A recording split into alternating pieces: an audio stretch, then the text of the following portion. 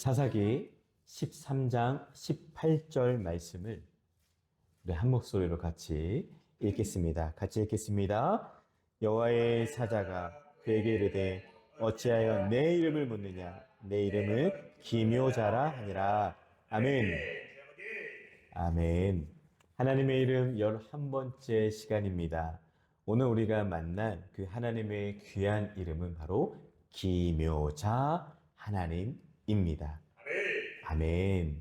기묘자 하나님은 기독교 신앙에서 하나님을 묘사하는 다양한 이름 중에 하나입니다.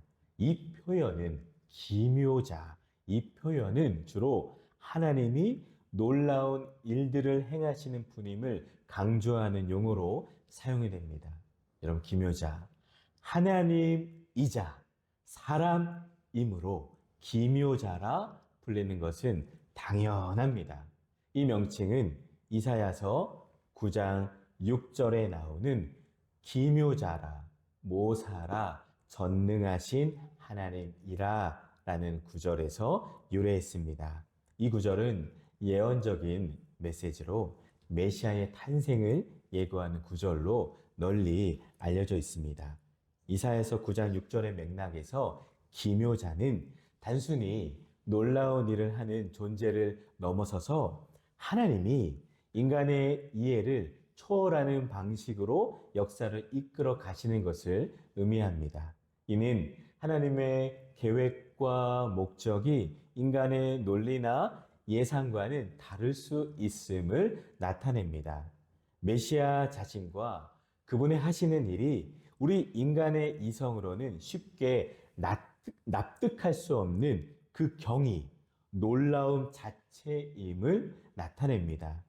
그분의 특정한 한 부분만이 아니라 전체가 경이로움임을 나타내주고 있습니다. 기독교 신학에서는 우리 하나님이 창조주이자 구속주이며 인간의 삶과 역사를 통해 자신의 계획을 이루어 가시는 분으로 이해됩니다. 기묘자 하나님이라는 표현은 그런 하나님의 신비로운 성격과 능력을 나타내며 사람들에게 하나님이 믿을 수 없을 정도로 크고 놀라운 분임을 상기시킵니다. 따라서 기묘자 하나님은 하나님이 인간의 상상을 초월하는 방식으로 일하는 분임을 강조하고 그분의 지혜와 능력이 우리에게 기적처럼 느껴질 수 있음을 표현하는 용어가 바로 기묘자입니다. 말로 설명할 수 없는 하나님, 그 신비하고 놀라운 하나님의 일하심을 성경에서 찾아 묵상하기를 원합니다. 성경은 사실 기묘자 하나님의 수많은 역사로 가득 차 있습니다. 믿으십니까? 아멘. 예를 들어 이스라엘 백성을 이집트에서 해방시키신 출애굽 사건에서 하나님은 10가지 재앙과 홍해를 가르치는 기적을 통해 자신의 능력을 나타내셨습니다. 이것이 인간의 이성으로 이해가 되겠습니까? 인간의 이해로는 설명할 수 없는 놀라운 사건이었습니다. 또한 신약에서는 하나님의 아들이신 예수 그리스도의 성육신, 즉 하나님이, 신이신 하나님이 사람이 되셔서 이 땅에 오신 사건, 여러분 이게 놀랍고 신기하고 기묘한 것이죠. 그래서 기묘자 하나님이 아니고서는 설명할 수가 없는 사건입니다. 오늘 우리는 특별히 이사야서가 아니라 사사기에서 기묘자 그 하나님의 이름을 묵상하기를 원합니다. 사사기는 도덕적으로나 영적으로 밑바닥을 치고 있는 이스라엘 사사들의 적나라한 모습을 전부 공개합니다. 하나님의 사람들이지만 하나님의 영으로 충만할 때는 사사로서 귀하게 쓰임받는 역할을 했죠. 하지만 그러지 않을 때는 그들도 실패하는 인간의 모습을 보여줍니다. 특히 삼손은 사사기에서 이스라엘의 사사들 중에 마지막 인물로 쓰임을 받습니다. 하나님의 능력으로 삼손은 초자연적인 힘으로 사실 성경에 나온 그 사역보다 더 큰 사역을 할 수가 있었지만 그도 실패하는 인간이었습니다. 그는 이방 여인을 사랑하고 나시린의 소원을 깨뜨렸으며 결국 머리카락까지 밀리는 부끄러운 삶을 보였지만 그럼에도 불구하고 끝까지 한결같이 그를 사랑하시는 하나님의 놀라우신 사랑 앞에 우리는 그저 감격할 수밖에 없습니다. 오늘 본문 사사기 13장 마노아라는 사람이 등장합니다. 마노아는 여호와의 사자에게 이름을 묻습니다. 성경에서 이름은 개인의 속성이나 특성을 나타냅니다. 또한 이름에는 그 사람의 인격과 권위가 반영이 되어 있습니다. 또한 이름을 안다는 것은 그 이름을 가진 자와 긴밀하고도 본질적인 유대 관계를 맺는다는 것을 의미합니다. 17절을 우리가 다시 한번 보시겠습니다. 사사기 13장 17절입니다. 마노아가 또 여호와의 사자에게 말하되 당신의 이름이 무엇이니까? 그러자 여호와의 사자는 자신의 이름을 뭐라고 소개하죠? 기묘자라고 소개합니다. 18절 여호와의 사자가 그에게 이르되 어찌하여 내 이름을 묻느냐? 내 이름은 기묘자라 하니라. 아멘. 하나님의 이름이 나오는데요. 기묘자라고 말씀을 합니다. 영어로 보면은 Sing it is wonderful 이라고 적혀 있어요. wonderful, 놀랍다, 아주 기이하다 이런 뜻을 갖고 있어요. 하나님의 사자의 이름은 하나님의 그 신비 속에 감추어져 있습니다. 하나님은 기적적인 행위로 스스로를 드러내십니다. 19절을 보실까요? 이에 마노아가 염소 새끼와 소재물을 가져다가 바위 위에서 여호와께 드리매 이적이 일어난지라 마노아와 그의 아내가 본즉. 아멘. 기묘는 히브리어로 펠레라고 해요. 또한 영어로는 시크릿, 즉 비밀이라는 뜻입니다. 경이로운, 상상을 초월하는 비밀스럽고 놀라운 이러한 뜻을 담고 있습니다.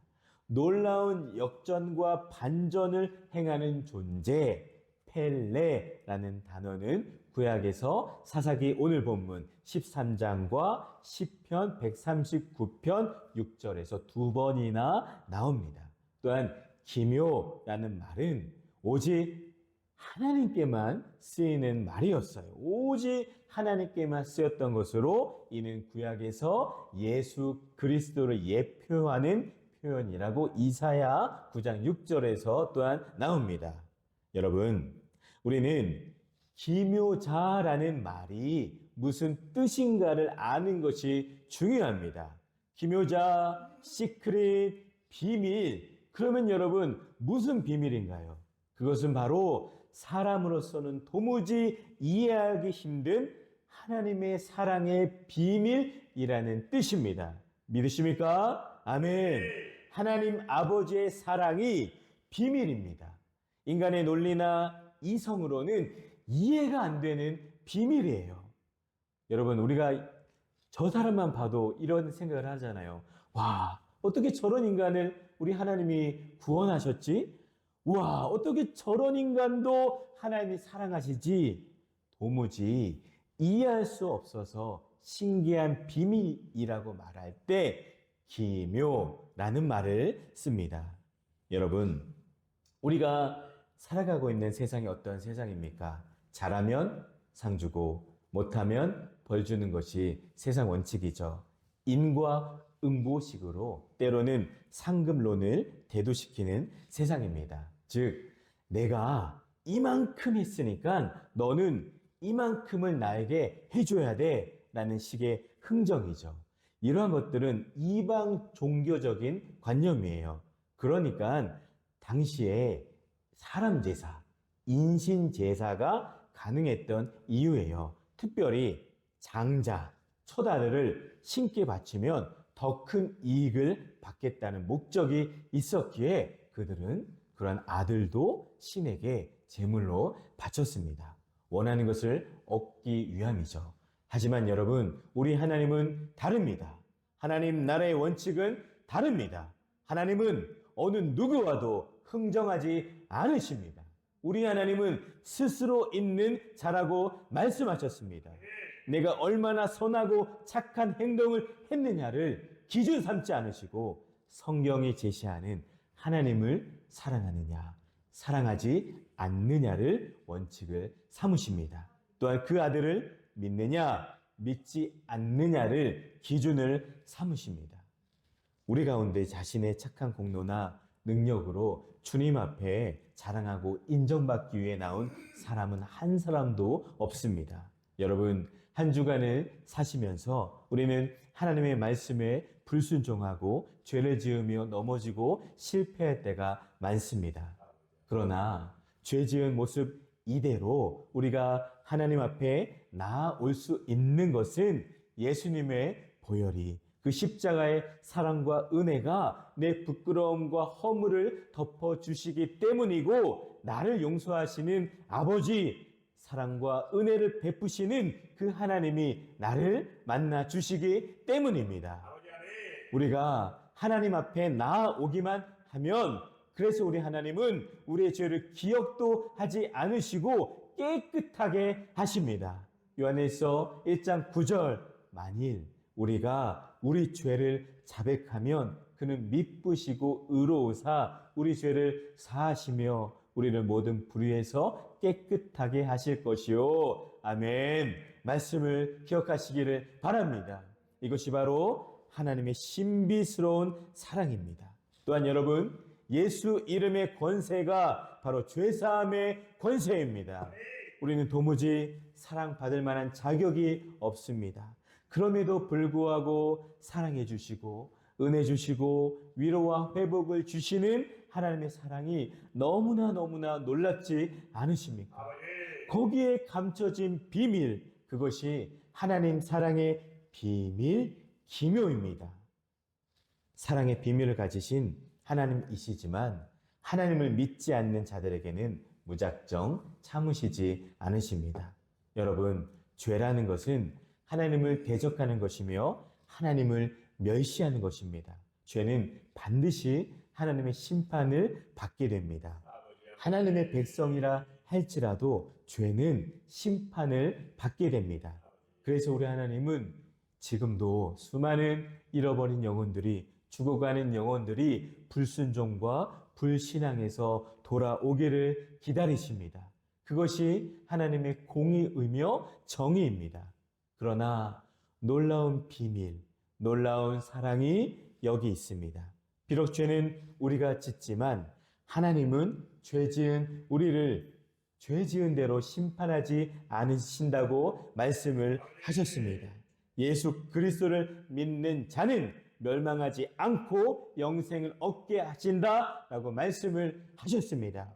요한복음 3장 16절, 하나님이 세상을 이처럼 사랑하사 독생자를 주셨으니 이는 그를 믿는 자마다 멸망하지 않고 영생을 얻게 하려 하시니라. 아멘. 하나님의 아들 예수 그리스도를 믿는 자는 결코 심판을 받지 않습니다. 이것이 사단이 모르는 바로 비밀입니다.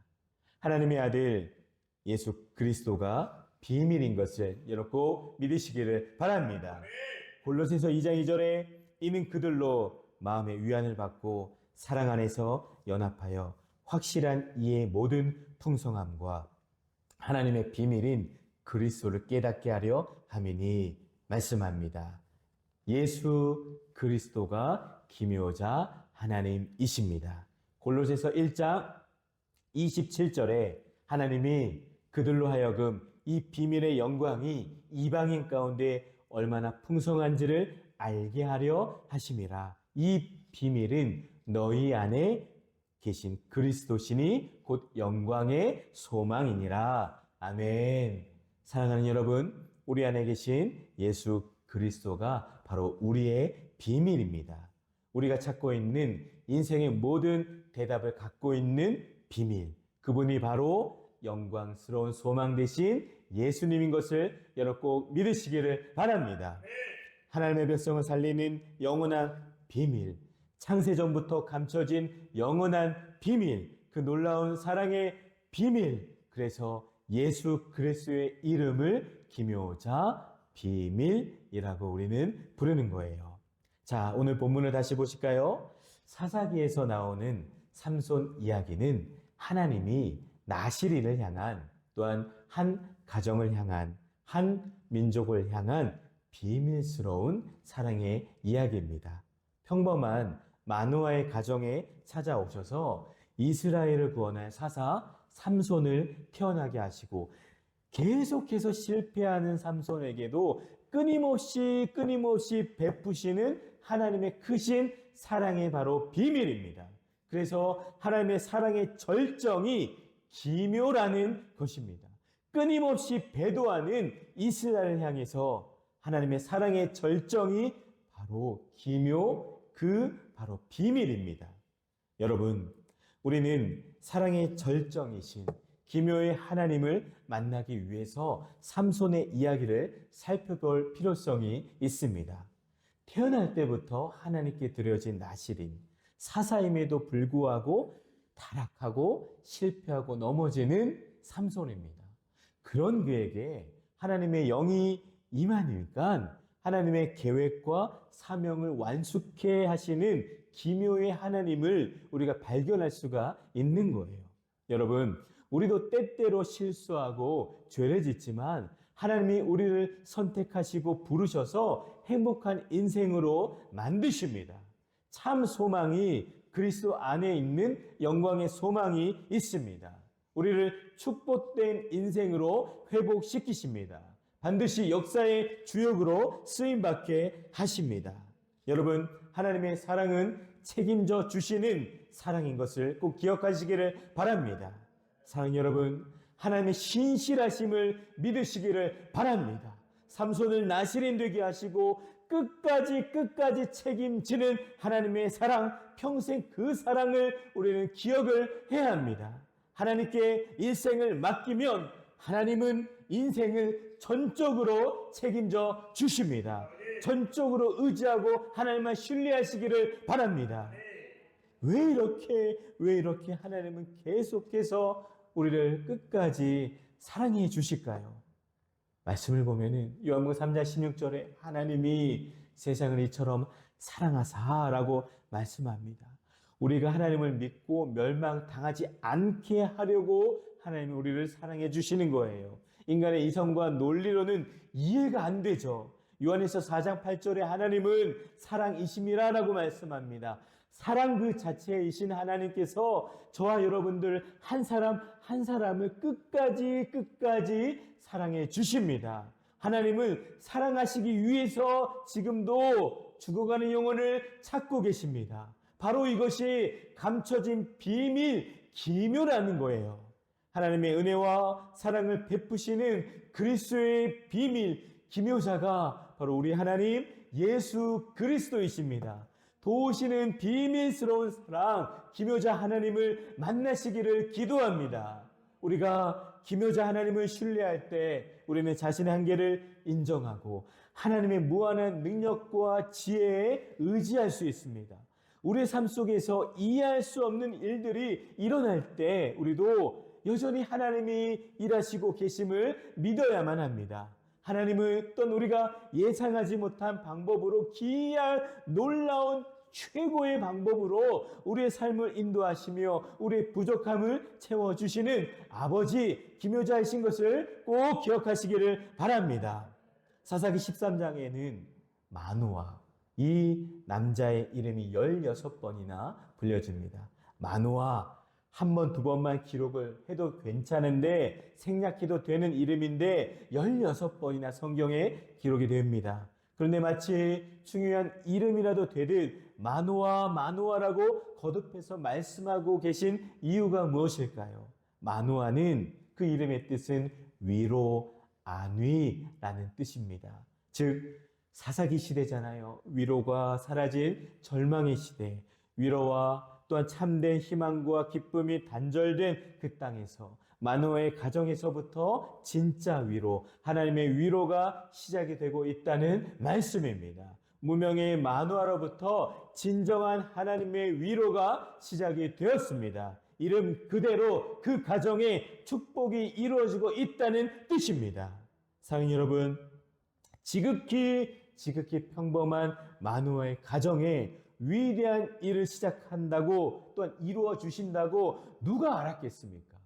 하나님의 위대한 계획이 바로 기묘, 비밀입니다.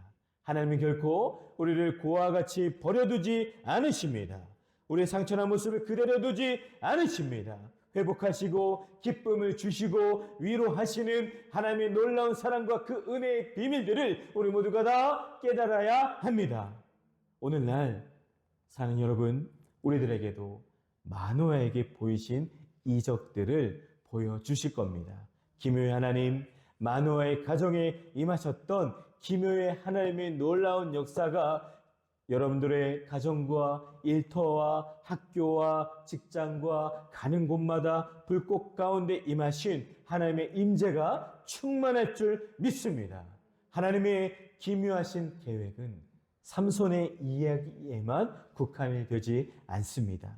성경 전체에서 하나님은 자신의 기묘한 방법으로 인류를 구원하기 위해 일하셨습니다. 그 절정이 바로 예수 그리스도의 오심입니다. 하나님은 우리를 구원하시기 위해 인간의 몸을 입고 이 땅에 오신 하나님이십니다.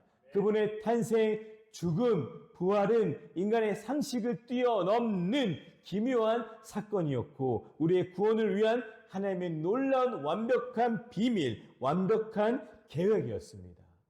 사랑하는 우리 귀한 가족 여러분, 성도 여러분, 오늘 우리는 기묘자라고 불리시는 하나님의 신비로움을 묵상했습니다. 하나님은 우리의 이해를 초월하는 방식으로 일하시고 우리를 향한 놀라운 계획과 비밀을 가지고 계십니다. 때로는 하나님의 계획이 이해되지 않을지라도 우리는 기묘자 되신 그 놀라운 신비로운 하나님을 신뢰하며 그분의 인도하심을 따라가야 합니다. 우리 삶 속에서 기묘자 하나님을 경험하며 하나님의 놀라운 신비로움 속에서 믿음을 키워나가는 우리 모든 주양의 가족들이 되시기를 주님의 이름으로 간절히 축원을 드립니다. 기도합니다. 하나님 아버지 감사합니다. 기묘자 하나님에 대해 깨닫게 하시니 감사드립니다. 설명할 수 없고 놀랍고 기이한 아버지 하나님의 사랑의 모습을 조금이나마 발견하며 깨닫습니다. 각자의 삶 속에서 다양한 은혜와 기적으로 사랑해 주셔서 온전한 주의 자녀로 이 땅에서 사명을 감당하며 승리하며 살 수 있도록 은혜를 주시옵소서. 한 주간도 놀라운 기묘자 하나님의 사랑을 체험하며 사는 주양의 가족들이 되도록 역사하여 주시옵소서. 놀라운 신비로운 그 이름 예수님의 이름으로 기도드립니다. 아멘.